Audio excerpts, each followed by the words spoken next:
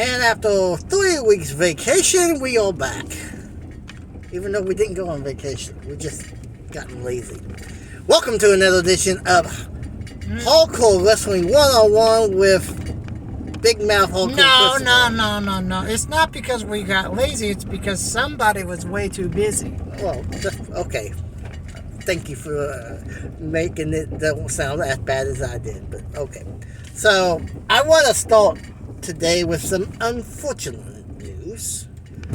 Luckily, it's not a death, but it is an injury that is vacating a world championship.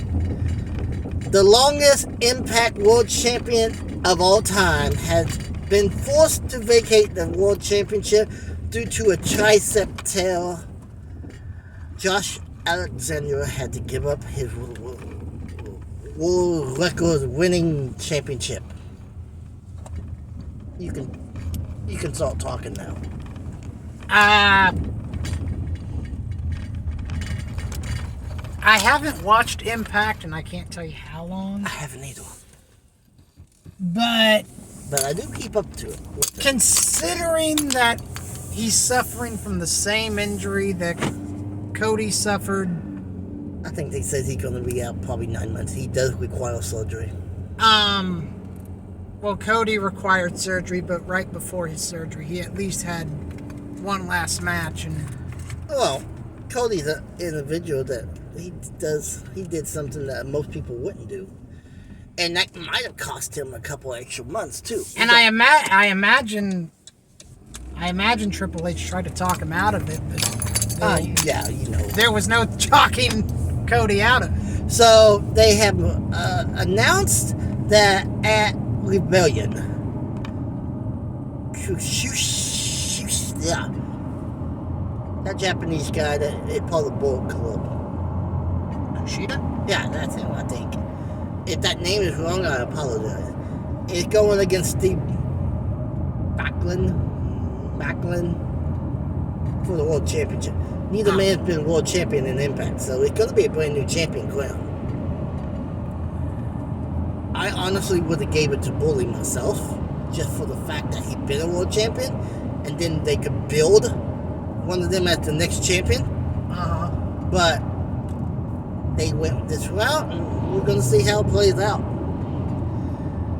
So let's talk about the reforming of Kevin Owens and Sami Zayn. Good old Steen and El Generico. They former Ring of Honor Tag Team Champions. Do they walk out with the tag titles at Mania? Look, either way, whether they win or lose, I'm going to say that it's probably going to be a barn burner, just because of the magnitude of the story. I think they win. They have been building this too good.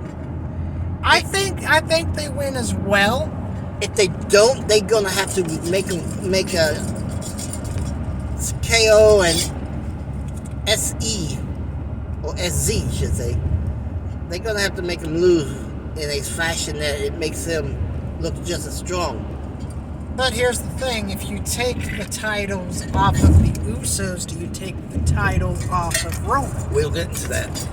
Don't rush it. But we'll get into that. Which, by the way, I have heard that people are freaking out on the internet because no, not yet. Okay. We haven't got to the Roman stuff yet, so hold off. Okay. So, we both agree that we're going to get new tag champion. Yes. I think come draft, they are going to be forced to vacate one of the sets of belts. That's just my opinion. So now you want to rush to the story, so let's get to it. Roman versus Cody. There's no way Cody's not walking out as champion. Especially now with the rumor, now you can get to it. Well, that's not the rumor that I was going to say. Okay. I've heard that there are people online that are really upset that Sami Zayn and Kevin Owens versus the Usos isn't gonna main event either night of WrestleMania. Well, I know the original idea was Charlotte was going to main event. But it is now being rumored that Triple H might have changed his mind to make Sami main event. Night 1. Again, we won't know until we get to that night and the order of the card is revealed. But I can see Triple H pulling the trigger. The only reason Charlotte and Ripley was gonna main event to begin with, I guess Charlotte politicked backstage for that. So she's just like her daddy. Pretty much. I do have a question. Has Ray versus Dominic been made official? It was made official last night. Just because Dominic got in his mother's face, she grabbed the mic from him, was going to say, he grabbed it right back, and Ray snapped. He goes, you can do it. And you can disrespect me all you want, but you will not disrespect your mother. So, something like that. It's not word for word. I have not watched the show. He goes, you want this match? Fine. But it's on you. You got it. Ray just sounds extremely... He sounds like a father being pushed to the brink of something. Basically, a father that has to give his son a spanking. Kind of reminds me of when Undertaker came back after the Rumble and said, I will walk straight through the valley of you-know-well to face you in a match, Kane. And I had to explain to our parents what I swore I would never do. And when you look in the face of your older brother, and that's pretty much just all the promo I remember. Yeah. But it was still today one of the best promos ever. And that's saying something because The Rock has some. So we both agree that Owens and Zayn are going to become tag team champions. We also are going to be in agreement that Cody, the way the story's headed, and it's been building for over a year, you might as well say. Whoa. Because he returned at the last year of Mania. Then he got injured, and then this second return, so to speak. And think about this: the promo that him and Heyman did. Cody goes, "Well, if everything you're saying is true, then that means I have to win." I don't see any. Before they announced that Roman apparently is supposed to be taking a long leave of absence after Mania, which he deserves it. I agree, but I would not announce that until after Mania because you pretty much gave away your main event ending, unless they're gonna have some curveball ending at the end of the match, after the match is over. Have something happens. Maybe a debut, maybe a return. If they get their hands on Jay White, that would be the perfect way of debuting him. Have him attack Cody after Cody gets a few minutes to celebrate the win. Because both men have been Bullet Club leaders. Then maybe even pull in the OC and AJ when he returns. Maybe they are poor, they don't know who to cheer for. Kind of like a inner self battle. However, I will say that this has been some of the most phenomenal work that I've seen from Roman ever since he debuted for the company all the way back in... The Bloodline storyline was gold. I've also heard maybe a rumbling that the Bloodline turns on Roman, maybe even during this main event match. You mean kind of like how the Nation turned on Farouk? That didn't happen in the match, though. So, but yeah, similar. Well, the Bloodline finally gets tired of Roman using them, I guess. Well, Owens, Cody, and Zayn have all made it very clear that they have one goal in mind, and that's to see Roman's empire fall. Well, I would not break him up till next year's Survivor Series. I would have that being win and stay together, lose and you must have been type moment. How about this? Have it be a War Games. That's what I'm saying. Survivor Series. But then just have every bloodline member look at each other and Roman just nods and the rest of them just walk out the door. I don't think that's ever happened. Why would Roman have him leave though? No. Roman has it set up to where all five of the bloodline are in. Then Jimmy, Jay. Oh wait, there's only 3 other ones at the moment. Okay, bring The Rock's daughter up from NXT. But then who's gonna be the woman to face him in that match? You would have to have another woman. I guess we can get to that as we get time. But I do like the Rock scenario. Maybe the Rock comes out in the middle of that match. He doesn't get in the ring, but the other 3 members of the bloodline all looks at the Rock. The Rock gives like an eyeball rise type thing, and they all turn on Roman. And then the next night, the Rock grabs the mic and goes, "Did you really think you led this family?" And build it up to the Mania match. If they can ever get the Rock enough time away from the movies. I mean, that's why it didn't happen this year. That's the biggest hiccup is from what we've all seen on the internet, Rock is in fantastic shape. Oh, God, yeah. But being in shape and being in wrestling shape is different, though. I mean, I'll say this. Look at Flair in 2000. His last match, his last WCW match was Sting. Mm-hmm. He wasn't in shape at all. He said that's the reason why he wrestled in a t-shirt. Because he just wasn't prepared. He wasn't prepared. Well, he wanted to end WCW in a match, but he probably never saw it coming.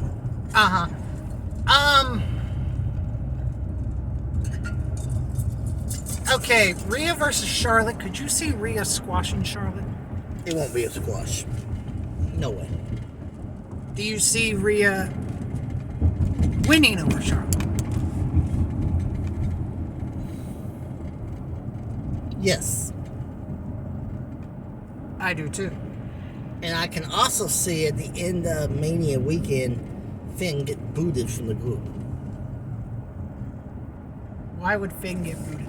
Because I don't see him winning in Hell in a Cell against Edge. But then again, he could. If they got their hands on Jay White. And if Finn actually leaves Judgment Day and joins the OC type scenario, we could have a mini stable that could form. I see. There'll be 3. Hang on. 1, 2, 3. That'd be a 6. You could form 2 3-man teams and have a, like we had the Bullet Club Civil War. You could have some, basically like the Wolfpack versus Black and White scenario on our hands. 3-on-3. I really wish that WWE would form some 6-man teams, like 3-on-3 teams. Yeah. And have a trios or 6-man belt debut. WWE never done that. I'd say when they get rid of, well, they ain't getting rid of 2 tag titles. They're just going to be Raw gets one, SmackDown gets one. I don't know. Maybe have a traveling champion after. I don't know. But I do think there is call for it. Well, same way with AEW, I think there's call for a women's tag title, which I think that's been teased. Well, I'm debating on what match to go next. Well, I think we're done with WWE Mania stuff. I want to touch on Forbidden Door a little bit. Forbidden Door 2? Mm-hmm. I don't understand why it's in Canada. That I don't get. I mean, you got the U.S. going against Japan, but we're going to play in Canada? But how many Japanese stars actually want to go to Canada? Well, you got the same thing with AEW stars. They all going to have passports to get in the country. But I'm pretty sure AEW guys has no passports. I mean, they have got like a whole great big tour in Canada. They just had Dynamite in Canada. Was it 2 weeks ago, maybe? Yeah. They debuted in Winnipeg. Winnipeg? You mean Winnipeg? Whatever. You get the idea. But they just debuted there. And that's when they announced that they were going to have like a 6-show tour, and Forbidden Door is in I think the first show of the set. I could be wrong. It could be the last, but nonetheless, it's all part of that. Yeah. And so there is one thing I want to touch on that we did not get last year because we did not have an opportunity because it wasn't yet there. Does Sasha Banks, aka Monet, now Monet. does she come and face the women's champion of AEW? Champion versus champion. Oh, Jamie Hayter. I know. Yeah, Jamie is champion. But I would put her against Jade. I wouldn't put her against Jamie. You want to haul in and put a match against someone that's going to be reliable. But I don't think Jamie could be reliable. But you have Miss Valkyrie vying for that title as well, so what do you do there? Good point. What? I mean, Jade's probably going to lose to Taylor, which means Jade won't even be in the conversation. Yeah. If that's the case, I would put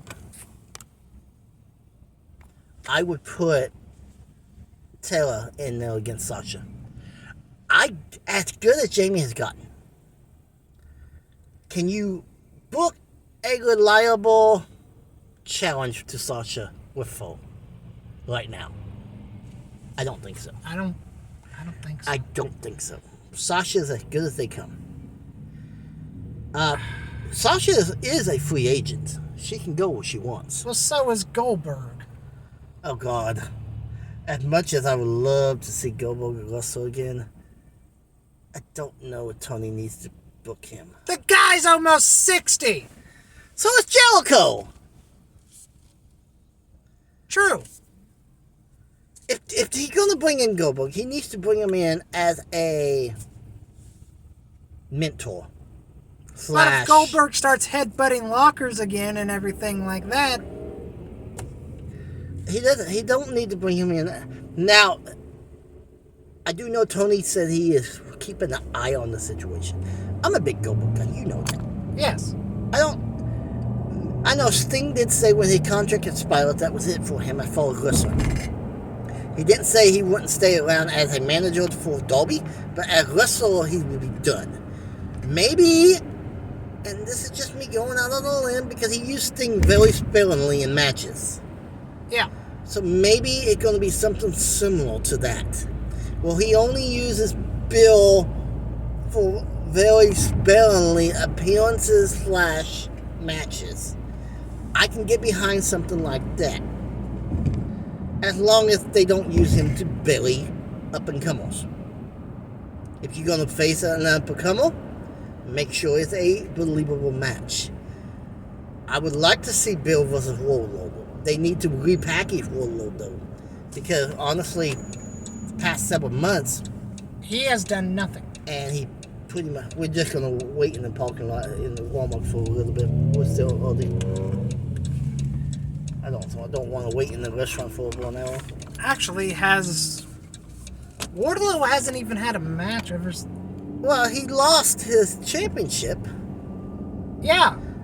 The hot potato championship. That's pretty much what it's being known as now. Hot potato. You take it. No, you take it. No, you take it. And since Hobbs won it, that belt He's has now done been... nothing. Oh, no. It's been a Rampage championship. What? That championship has been defended at least 3 times since Hobbs won it. But who in the world watches Rampage? Literally nobody. That's my point.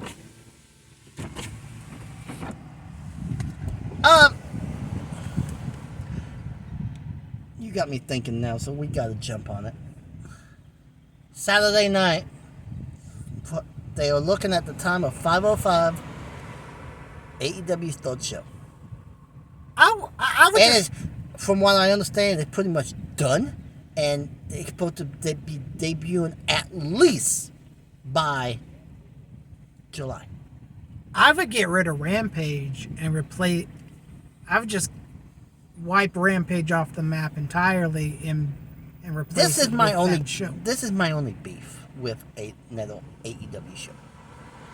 You couldn't even get Ring of Honor a TV show. Tony's stretching himself. When's the cracks gonna begin to show? I ain't even gonna touch on that. I'm touching on if you and Warner Media was discussing another broadcast for the network. Why did you not give Ring of Honor an hour show? I know I know why. I think Tony was shopping around for 2 hours because that's what he gives them. Uh-huh. And I'm pretty sure Warner goes, we will give you an hour, but we can't give you 2. And Tony just didn't want that. But wouldn't it make more sense? Now, hear me out before you say no. But wouldn't it make more sense to put like the first hour on network television? Then they could advertise, now join us on Honor Club for the second hour of our show. Oh, so kind of like what NXT used to do when... Yeah, the first few weeks, didn't they do a hour on USA and then the second hour was on the network for a few weeks? Yeah. Till they could get everything built? Wouldn't that make more sense than to add another program? It would have. I agree with you. The 505 time slot is interesting to me, though. I know It's historic, yes, but how many people are still around from that era? Oh, there's a lot of people still around from that, I'm pretty sure. But here's a question. How many people will get to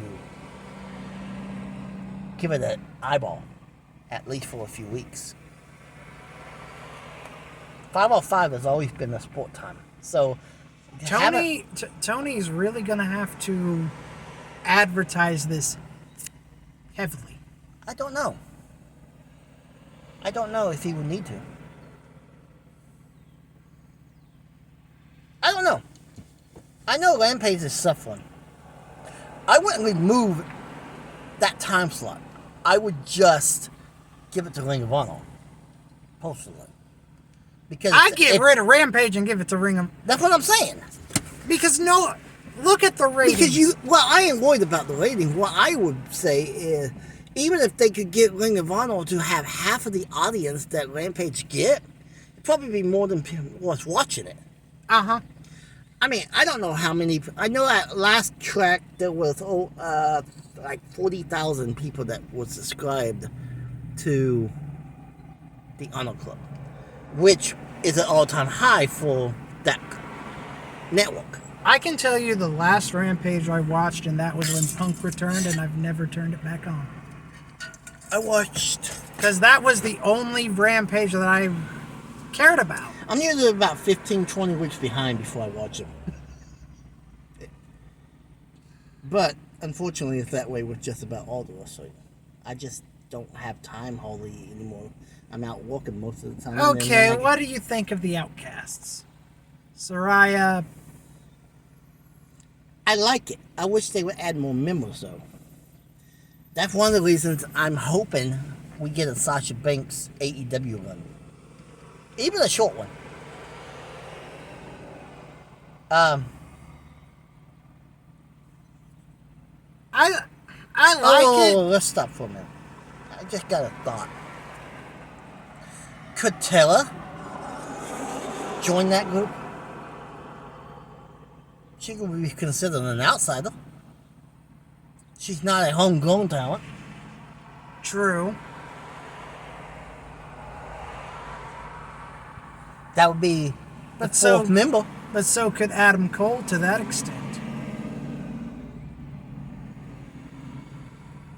Yeah, but he's a guy. If they're gonna stick with all women. Yeah. But Taylor could join that as a fourth member, and then we will only need to find one more for the blood and guts that is rumored. Because technically, we got Willow had kind of joined the homegrown talent in this fight, and I think Sky Blue is on the fence. And Rio's leading the charge with a pipe that's even larger than her. It doesn't make... Rhea came out with a pipe? Rio came out with a pipe. Okay, I'm a couple weeks behind when it comes to watching live. Tell me what happened. She came out with a pipe, swung it in the... Well, this last Wednesday, she ran with the pipe and she swung it in the air. Then she got in the ring, went onto the second turnbuckle, and just pointed it. So we have about 5 women versus 3 right now then. Yeah. So they go building that. So really, the only thing that I don't like about the Outcasts is that it's just a discount NWO just with a... That's why I like it, because of women. I want to see how good this goes. What do you think of QTV? I have not watched it, but if it sounds stupid. Let me just say this. Remember when you told me that Hobbs...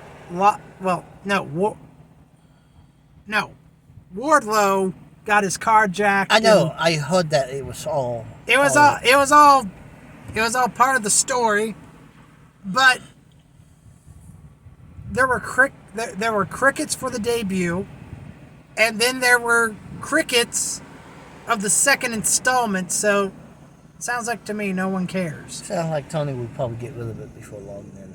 But then again, they are bad guys, so that's kind of the point, that we don't care. But usually, bad talk shows usually get booed out of the building. That's going to be something to follow. What do you think of the All Atlantic Championship being renamed to the International? The International is the World Championship. That's why I'm not sure where this is going. And for those that doesn't know about the history of the International title, it's a WCW title. That's why I'm wondering how Tony got his hand on that name, unless the trademark expired. So, for the new generation that has no idea what I'm talking about, I will explain. In 1991, 92, somewhere in that time frame, Ric Flair was the then WCW World Champion with the big gold belt.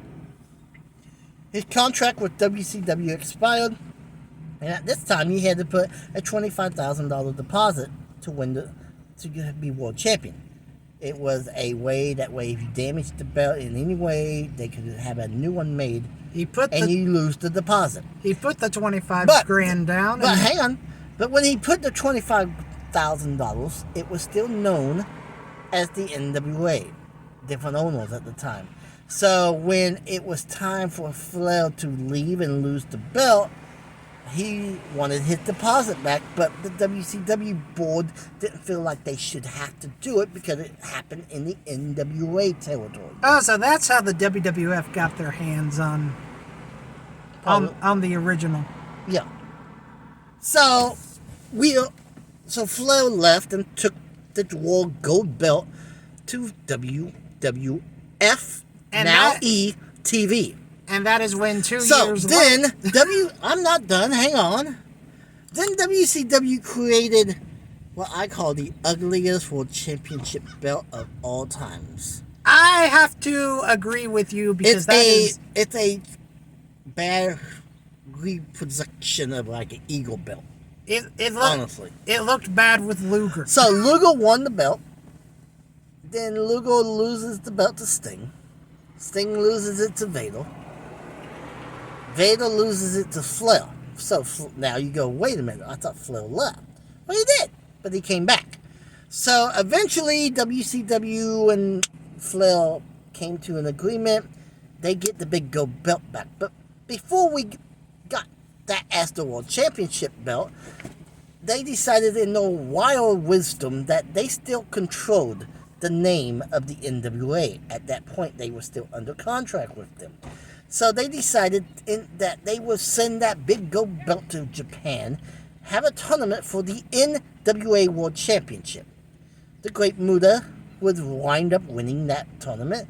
Ciampa, at some point, Japanese Ciampa, would win that belt. But it would eventually wind up in the hands of, was it Rude that won it to bring it to the U.S.? I want to say Ladishing Rick Rude. I could be wrong about that, but let's just say Rude, and then Rude loses it to Sting. Rude gets it back in Japan, and then Sting winds up getting it back. But during this time, the NWA name was dropped, and they rebranded the belt as the International World Championship. That was the name, International. And then we made it to 1994 with 2 world titles. Class of Champions, we had Sting, International World Champion. Ric Flair was doing his 10th World Championship with the Ugly Belt. And at Class of Champions, 1 month before the infamous Bash at the Beach 94 War, Hogan took the belt from Flair. Sting versus Flair happened. 2 belts became 1. The Ugly Belt is gone. The World Gold Belt's back. That's where the name International comes from. Correct me if I'm wrong, but wasn't there a lawsuit in there somewhere? Between? I want to say it was like the NWA sued Flair, or... No, I think the NWA... Or was it... wanted their name back. And, didn't the judge just look at the board and be like, when you give him his money, he will give you the belt. I don't know if there was... I think the WCW's contract with the NWA ran out, and so they just renamed the belt. And because the NWA shortly after joined forces with even the Eastern Championship Wrestling, and then later they had a tournament. Somehow, I don't know how they lost to NWA World Champion, but they had a tournament, and then that was the infamous franchise promo. Then that was the end of that relationship.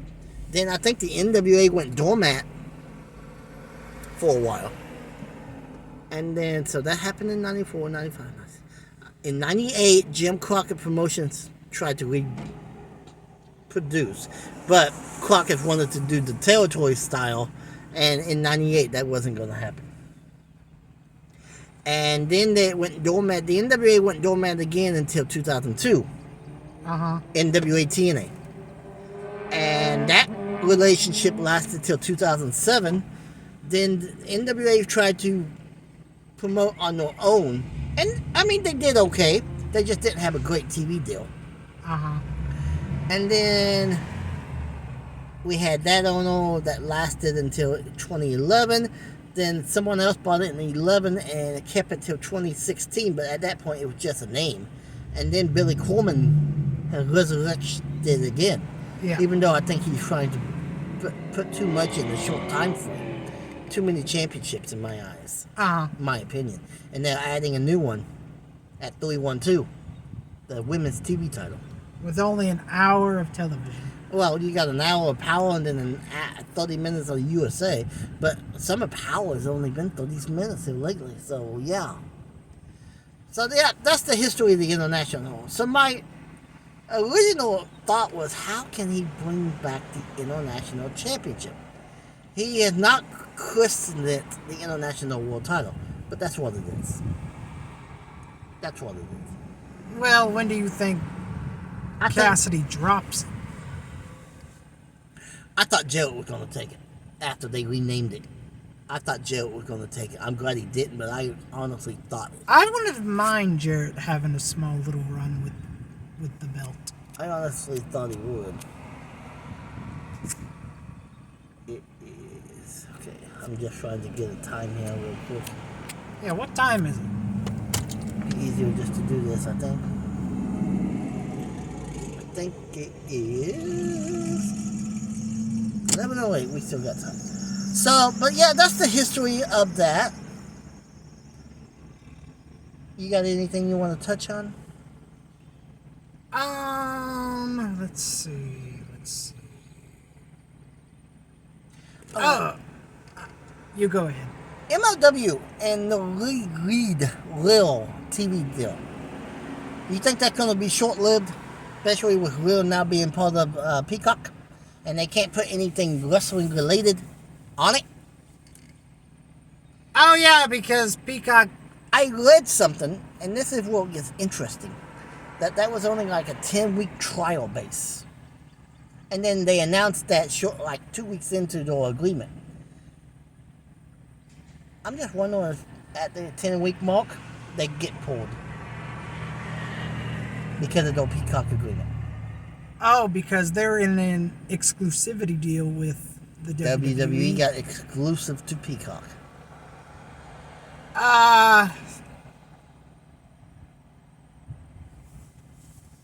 I don't say they get pulled from reels.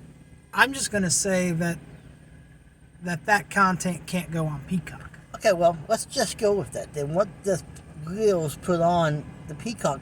Can they run 2 shows at once? Live? I don't see why they can't. I mean, they could always... I guess they could always put something that's been pre-recorded on the Peacock version while Reels is running. Uh-huh. Okay. Taylor did debut on AEW. She is AEW now. What is with every woman using the glam slam? She's been using that for a while. I call it the glam slam because... She was the first one to do it, yeah. Well, they now...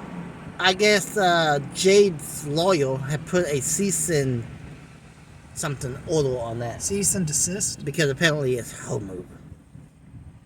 Wait, is this storyline or this real life? It's storyline. Kind of like they did with the Scissors Me move. Yeah. This is what I'm going to say. I'm glad to see Tara in AEW. However, it is extremely weird seeing her as a baby. Seeing her as a baby face. It doesn't last long. That's why I think she joins the Outcasts. What are you looking at? I'm just curious what he was doing. He measured the back of his truck while the lines on the parking lot. But I think she joins the Outcasts. I really do. Okay, the ending of Dynamite last week. What do you think about it? You mean where Dark Order left? They didn't leave. Oh, okay, 2 weeks ago. Well, you had all these 3-man groups feuding at the end of a title match. I will admit, it was the trios triple threat thing. I hope we never see it again, because it got really confusing on who the legal man was and everything like that. Here's the thing. We seen, at the end of that match, after they retained, we seen 6 teams, 7 teams all together. And then the following week, they had the Combat Club take out the Bucks. Adam goes with him. Yeah. Then he comes back at the end of the show, and Don Callis fakes being punched, falls to the mat, and then he tells Omega that it was him. And then Omega leaves with Darling and looks at Adam and goes, "What is your problem, man?" And leaves. Where does this storyline go? Because you know Omega's going to watch that tape and see what actually happened. I say Omega gets rid of Callus. Callus tries to beg for mercy. Or tries to... Or we're going to have all the Elite back together. That's what I think where this is headed. It's going to be... The Bucks is probably going to tell Omega, look, you need to look at this. And that's going to be probably how they find the tape. And they could even start planting the seeds of this on Monday. Well, being the Elite show. And I think Callus formed his own faction to combat the Elite. What did you think of the BBC finally? Where does this go? They've all turned heel. That much has been revealed. But where does it go from here? And second question, where does Daniel's loyalty lies? He's still officially part of the group, even though he wasn't in the. He officially said he's gone home. At some point, he's going to come back. We know that. Does he align with the Combat Club, or does he stay with the fans?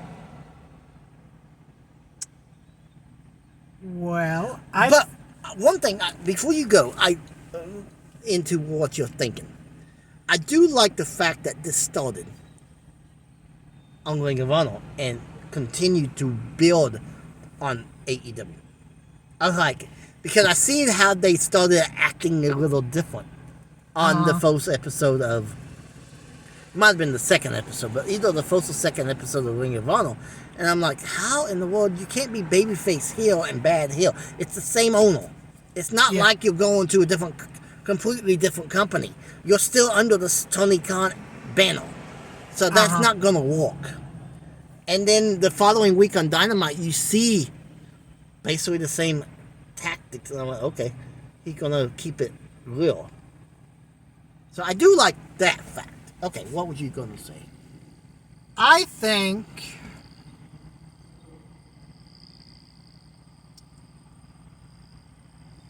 that Danielson stays with the fans. That's what I think. And I can also see him form his own trio to try to combat basically something he built. Similar to Edge and the Judgment Day. But not exactly. Well, the reason why I say that I see Danielson sticking with the fans is besides the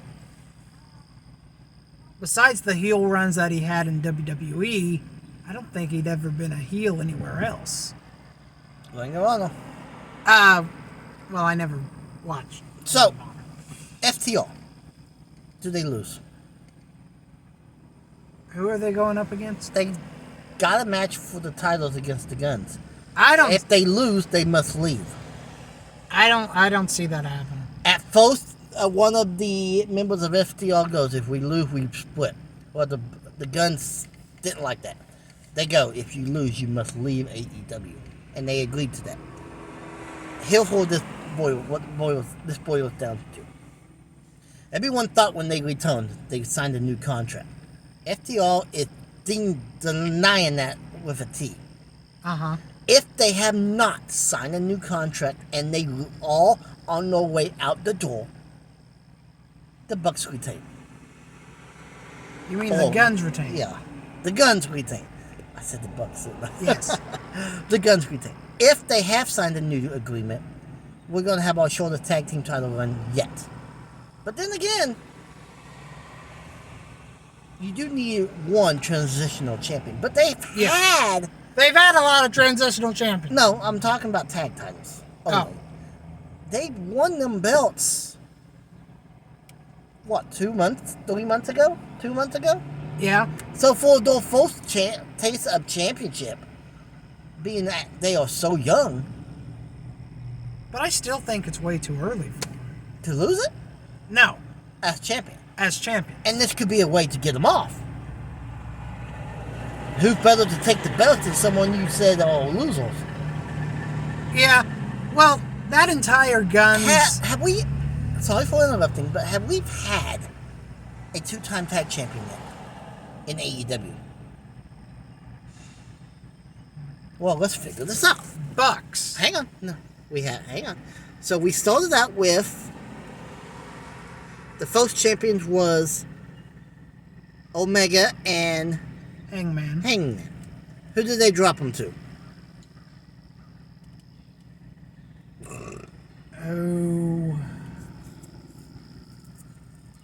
Was it the Bucks? I think it was.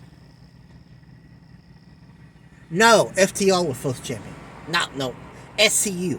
Yeah. Then it was Omega. Then I think it was the Bucks. I think Bucks is a 2-time champion. Yeah. Because the Bucks won them back against the Lucha Brothers.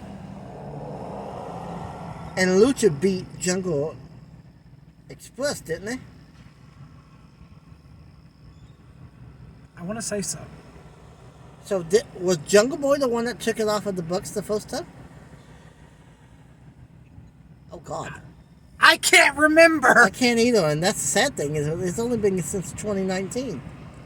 But nonetheless, the world title's a little bit easier to pinpoint because you had Jericho, then you had Omega, then you had the Cowboy junk. Cowboy dropped it to Punk, right? Right. Then Punk dropped it to...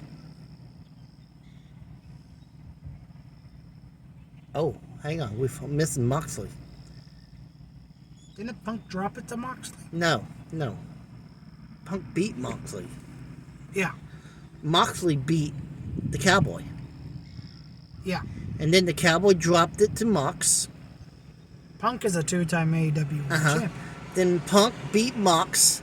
Then Punk got injured and wasn't able to defend, and Mox won that tournament. Yeah. Well, hang on. Punk isn't a 2-time champion. He unified them. Right? Didn't Mox win a interim championship? Yeah. And then Punk lost the unification match to Mox. Am I right? I think Punk... And then Mox lost the belt to MJF. We would have to look that up. Wow. You're making me do mental gymnastics, and it's starting to hurt. Okay, let's quit trying to get our mind back on track here.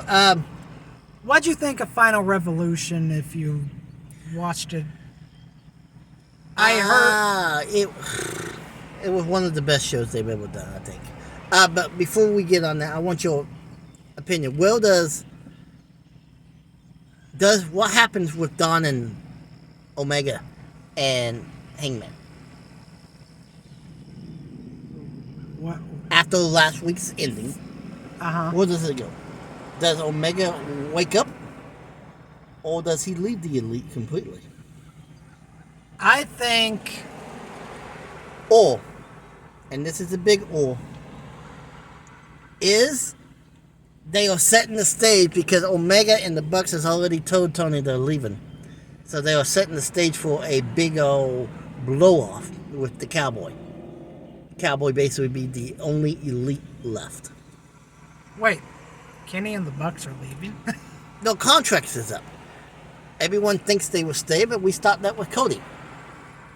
What happens here? The belts that were created for the Elite is now here. And there have been rumors going around that the WWE has been looking very intensely at Mr. Omega. Oh, they've been looking at all three of them. Because wherever they go together. Yeah. I don't see them splitting them. That could set up a big-time feud in WWE, honestly, with the OC. And then the Elite. But who owns the name of the Elite? I would say the Elite. Well, you would think so, but AEW is now known as All Elite. But will that be something that has to change if he doesn't have a member of the Elite? Well, questions. Well, TNA was known as Total Nonstop Action. Then they changed their name to Impact. So it wouldn't be unheard of. NWA was what WCW became. So, but final thoughts before we close this.